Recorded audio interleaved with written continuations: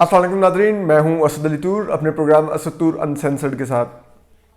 और आज हम आपको बताएंगे कि पीडीएम के अंदर की वो बड़ी खबरें बताएंगे जो कि मीडिया में रिपोर्ट नहीं हुई या उस तरह से लीक नहीं हुई या लीक की गई नहीं। हम आपको वो बड़ी खबरें बताएंगे। हम आपको बताएंगे कि मौलाना फजल रहमान ने क्यों चीनी सफीर का हवाला दिया और किस कॉन्टेक्स्ट में दिया। ये बड़ा ही दिलचस्प है। और इसके अलावा हम आपको बताएंगे कि क्या अब आगे जो पीडीएम है वो क्या फैसला लेने जा रही है। लॉन्ग मार्च वैसे तो पोस्टपोन कर दिया गया है, पीपल्स पार्टी क्या फैसला लेने जा रही है हम आपको इस पर बताएंगे। जबकि इसके अलावा हम आपको ये भी बताएंगे कि जो इलेक्शन कमीशन और हुकूमत है इसमें जो टसल चल रही है इसकी वजूहात क्या है और क्या ऐसी खौफनाक चीज़ सामने आ चुकी है जिससे हुकूमत बहुत ज़्यादा घबराई हुई है। वज़ीर इमरान खान खुद घबरा गए हुए हैं chief election commissioner Sikandar Sultan से, और उसकी वजूहात क्या है हम वो बताएंगे। कुछ अनोखा होने जा रहा है। और इसके अलावा हम आपको यही बताएंगे कि डीएचए को किस तरह से रिलीफ मिला है सुप्रीम कोर्ट से, डिफेंस हाउसिंग अथॉरिटी को। ये बड़ा ही एक ये भी दिलचस्प फैसला है। बहरहाल तो हम आपको सबसे पहले बताते हैं जो पीडीएम आप कल से खबरें सुन रहे हैं कि जो नवाज शरीफ को वापस आने की शर्त रखी साबिक सदर आसिफ जरदारी ने। मरीन नवाज साहिबा ने क्या उनको जवाब दिया। मौलाना फजल रहमान ने बाहर आके पोस्टपोन करने का ऐलान कर दिया। और ये खबरें किस तरह बाहर आती हैं हम आपको ये भी बताते हैं। तो कल जब पीडीएम का इजलास शुरू हुआ दोपहर को, तो उस वक्त जो ये सबसे पहले मियां नवाज शरीफ ने खिताब किया और उन्होंने कहा कि हम चाहते हैं कि इस हुकूमत को घर भेजा जाए और हमें तय हुआ था कि हम लॉन्ग मार्च करेंगे, तो लॉन्ग मार्च किया जाए और इस्तीफे दिए जाए, इन असम्बलियों को छोड़ा जाए। ये मिलिटराइज्ड असम्बलीज हैं, इनमें रहने का कोई फ़ायदा नहीं है, तो हमें बाहर आ जाना चाहिए। ये कह के उन्होंने अपना खिताब ख़त्म किया। तो उसके बाद साबिक सदर आसिफ जरदारी ने खिताब शुरू किया। अब जब साबिक सदर आसिफ जरदारी ने खिताब शुरू किया तो उसके साथ ही मीडिया में खबरें आने लगी। अगर आपने देखा हो तो मीडिया में कहीं भी मियां नवाज शरीफ के खिताब का जिक्र नहीं है। उसकी वजह यह कि तब तक खबर आई नहीं थी। ये खबरें दरअसल टीवी चैनल्स पर अगर आप देखें तो चली भी पीपल्स पार्टी के ज़राए से, कि पीपल्स पार्टी के ज़राए ये कह रहे हैं कि साबिक सदर आसिफ जरदारी ने कहा ये कहा। तो आपको बता सकते हैं जिम्मेदारी से कि ये मीडिया के पास खबरें जो थीं ये बिलावल हाउस के ज़राए से आ रही थी और उनको बताया जा रहा था एक एक बात जो साबिक सदर आसिफ जरदारी बोल रहे थे। इट मीन्स ये सोचे समझे जो पिछले 2 दिनों में पीडीएम ने कि दीगर जमातों ने जो पीपल्स पार्टी पर प्रेशर बिल्ड किया था और उनको जिस तरह कॉर्नर करने की कोशिश की थी मीडिया में बात करके, तो पीपल्स पार्टी ने भी वही जवाबी स्ट्रेटजी अपनाई कि हम भी मीडिया में काउंटर करेंगे और अपना नैरेटिव देंगे और पीडीएम की क़यादत को पुश बैक करेंगे। तो साबिक सदर आसिफ जरदारी ने शर्त रखी कि मियां नवाज शरीफ वापस आने और वो तो मिलकर लड़ते हैं, मिलकर जेल चलते हैं। उन्होंने ये भी कहा कि मैं एस्टैब्लिशमेंट से डरता नहीं, लेकिन मैं लड़ने को तैयार हूँ, लेकिन मेरा डोमिसाइल नहीं है, सिंध का है। ये बात सोमवार वाले दिन सीनियर सहाफ़ी हामिद मीर साहब जो प्रोग्राम कैपिटल टॉक के जो होस्ट भी हैं, और हामिद मीर साहब से ज़्यादा शायद ही कोई बाखबर सहाफ़ी पाकिस्तान में हो सियासतदानों के बारे में, तो उन्होंने भी यही लिखा था कि जब साबिक सदर आसिफ जरदारी को यूसुफ रज़ा गिलानी के चेयरमैनशिप के इलेक्शन से एक दिन कबल मियां नवाज शरीफ की वीडियो के बारे में बताया गया कि उन्होंने general Qamar Javed Bajwa, lieutenant general DGISI और जनरल फैज़ हमीद और DGISI DG counter intelligence ISI जो मेजर जनरल इरफान मलिक है उनका नाम लिया। तो साबिक सदर आसिफ जरदारी ने कहा था कि यार मियां नवाज शरीफ ले सकते हैं, मेरा तो डोमिसाइल सिंध का है, वो पंजाब के लीडर है। तो उन्होंने इधर भी कहा कि आप पंजाब के लीडर हैं, आप आएँ। और जिस पर मरीम नवाज साहिबा ने जो जवाब दिया, जो कि खुद मरीम नवाज साहिबा ने कंफर्म भी कर दिया जब प्रेस टॉक की कि साबिक सदर आसिफ जरदारी ने मियां नवाज शरीफ के आने का कहा था, तो मैंने उन्हें कहा कि उनकी जान को ख़तरा है, उन्होंने बड़ी जेल काटी है, आप ये देखिए, और वो हम उनको यहाँ पर लाके कातलों के हवाले कर दें। क्योंकि ज़ाहिर बात है, अब जिस तरह की मियां नवाज शरीफ बयान दे चुके हैं, मरीम नवाज साहिबा को भी एहसास है कि अगर अब वो वापस आते हैं तो ये रजीम कम अज़ कम अब उनको ज़िंदा नहीं छोड़ेगी। लेकिन खैर ये इतना भी आसान नहीं, पंजाब के लीडर हैं, पंजाब में एस्टैब्लिशमेंट लाश नहीं भेजती होती।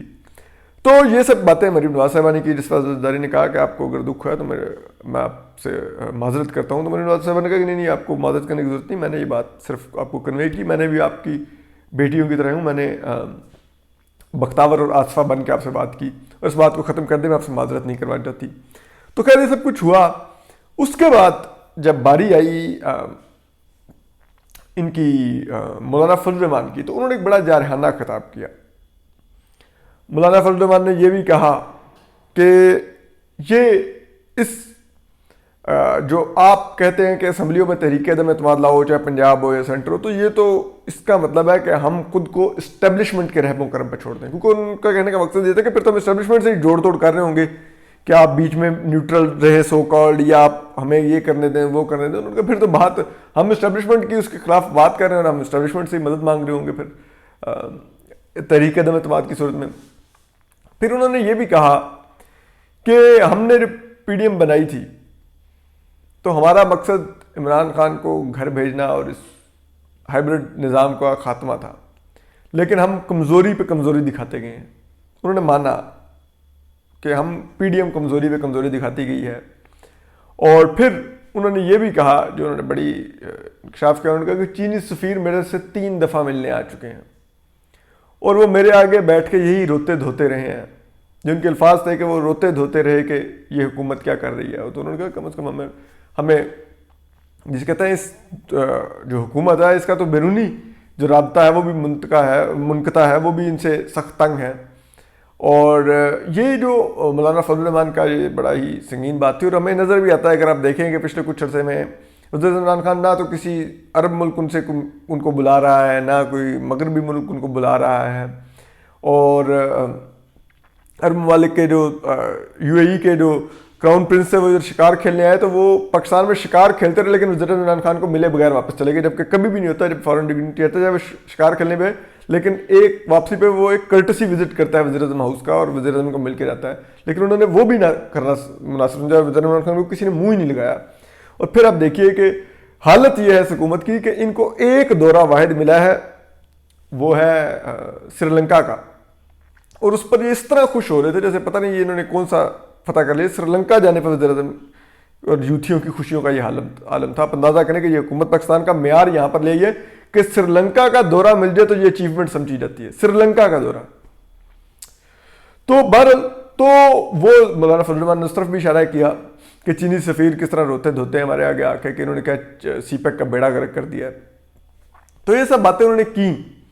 تو اس کے بعد مولانا نے جب تقریر ختم ہوئی تو جیسے ایک اور جو سب سے بڑی خبر ہے وہ یہ ہے کہ بلاول بھٹو نے ان کو کہا، جب یہ ختم ہونے لگی مولانا بیٹھنے لگے تو بلاول بھٹو نے کہا کہ آپ نے تو جس طرح گفتگو کی ہے اس سے تو ایسا لگتا ہے کہ آپ ہمیں پیپلز پارٹی کو پی ڈی ایم میں سے نکالنا چاہتے، پی ڈی ایم میں رکھنا ہی نہیں چاہتے۔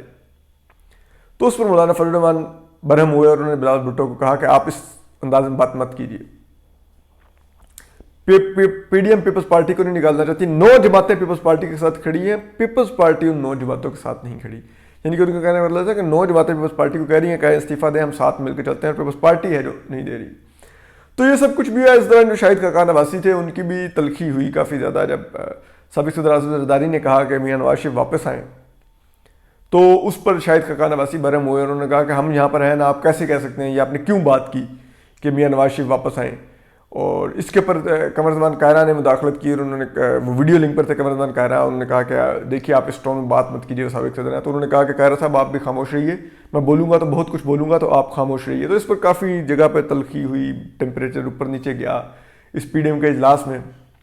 اب پیپلز پارٹی نے وقت تو لیا ہے کہ ہم اپنی سی ای سی سے کنسلٹ کریں گے کہ ہمیں استعفے دینے چاہیے کہ نہیں۔ تو وہ بات یہ ہے کہ اگر ایک سابق صدر آصف زرداری ایک فیصلہ لے لیں یا بلاول بھٹو زرداری ایک فیصلہ لے لیں تو آپ کو لگتا ہے سی ای سی ان کو اپوز کر سکتی؟ نہیں کر سکتی۔ تو یہ ایک آئی واش ہے، لیکن دیکھتے ہیں کہ اس کے بعد پیپلز پارٹی کیا لے کے آتی ہے گیم پلان۔ یہ وہی پیپلز پارٹی ہے جو اس سے پہلے انہی جماعت 2008 میں میاں نواز شریف کو الیکشن کے بائیکاٹ سے روک چکی ہے اور الیکشن لڑوا چکی ہے، اور یہ وہی پیپلز پارٹی ہے جو اس سے پہلے ابھی بھی ضمنی انتخابات اور سینٹ انتخابات میں پی ڈی ایم کو لا چکی ہے۔ تو اب دیکھتے ہیں کہ پیپلز پارٹی اسمبلیوں سے استعفے دینے سے روکنے میں کامیاب ہوتی ہے کہ نہیں۔ اور اس کے علاوہ جو مولانا فضل الرحمان ہے، یہ 2007 میں اگر آپ کو یاد ہو، جب جنرل مشرف کے خلاف ایم ایم اے سے جماعت اسلامی استعفے دینا چاہتی تھی، مولانا فضل الرحمان اس کی مخالفت کرتے تھے اسمبلی سے استعفے دینے کی، تو پھر جماعت اسلامی نے ہی استعفے دیے تھے اور نون لیگ نے دیے تھے اس وقت۔ تو اب دیکھتے ہیں کہ مولانا فضل الرحمان اس دفعہ کس طرح سے عمل کروا سکتے ہیں استعفوں پر، لیکن یہ بڑے ہی دیکھنے والی چیزیں ہوں گی۔ اس کے علاوہ الیکشن کمیشن جو ہے وہاں پر بھی کچھ بہت بڑا چل رہا ہے۔ جو حکومت ویسے تو کہہ رہی ہے کہ اب وہ کنٹمپٹ کا لے کے جائیں گے کیس الیکشن کمیشن کے خلاف، تو بڑی دلچسپ ہے کہ ایک پاکستان کی عدالتی تاریخ کا انوکھا واقعہ ہوگا کہ ایک جو سپریم کورٹ سے رائے لی گئی، اس رائے کی بنیاد پر اب کسی کے خلاف کنٹمپٹ کا کیس کیا جائے گا. بہت ہی دلچسپ ہوگا اگر یہ ہوگا تو، مطلب بڑی مزہ خیز چیزیں یہ حکومت کرتی ہے. لیکن اصل مسئلہ یہ ہے کہ جو کہا جا رہا ہے کہ شاید فارن فنڈنگ کیس کا معاملہ ہے، اس سے تحریک انصاف گھبرائی ہوئی ہے، دوسرا نہیں. اصل معاملہ جہاں سے حکومت گھبرا گئی ہوئی ہے وہ ہے الیکشن کمیشن کے پاس جو 20 پریزائڈنگ افسران جو اغوا ہوئے تھے ان کی موبائل لوکیشنز آ گئی ہیں کہ وہ 20 کے 20 ایک ہی جگہ پر موجود تھے. وہ جگہ ڈسکا شہر سے کچھ باہر تھی، ایک ڈیرا تھا، اور وہ جس رہنما کا ڈیرا تھا اور وہاں پہ جو اور لوکل انتظامیہ کے افسران بھی موجود تھے ان کی بھی لوکیشنز موجود ہیں، ایجنسیز کے جو لوگ موجود تھے ان کی بھی لوکیشنز موجود ہیں. یہاں سے آ کے حکومت گھبرا گئی ہے اور اب وہ کہہ رہی ہے کہ ان کو ہٹائیں، یہ استعفیٰ دے دے الیکشن کمیشن کے ممبران اور چیف الیکشن کمیشن، کیونکہ ان پر اعتماد نہیں رہا. اعتماد تو آپ کا مسئلہ ہے. جب اب وہ اپنے لیپ ڈاگس کے ذریعے مہم چلا رہے ہیں کہ یہ وزیر عمران، یہ تو سعید مہدی کے داماد ہیں سکندر سلطان رجا.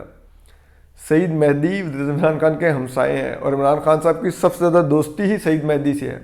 وہ ان کو سعید بھائی کہہ کے بلاتے ہیں. اور ان کے 2 بیٹے، یہ تو داماد ہے، 2 بیٹے کی پوزیشنز پہ وزیر عمران خان نے تعینات کر رکھے ہیں اسلام آباد میں.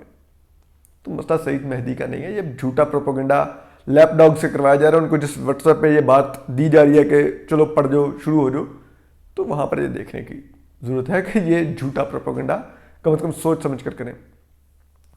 پر اب ہم آخری میں آتے ہیں کہ کل DHA کو، ڈیفنس ہاؤسنگ اتھارٹی کو، جو فوج کی ایک جسے کہتے ہیں پراپرٹی بزنس ہے جو، اس کو کل بڑا ریلیف ملا ہے.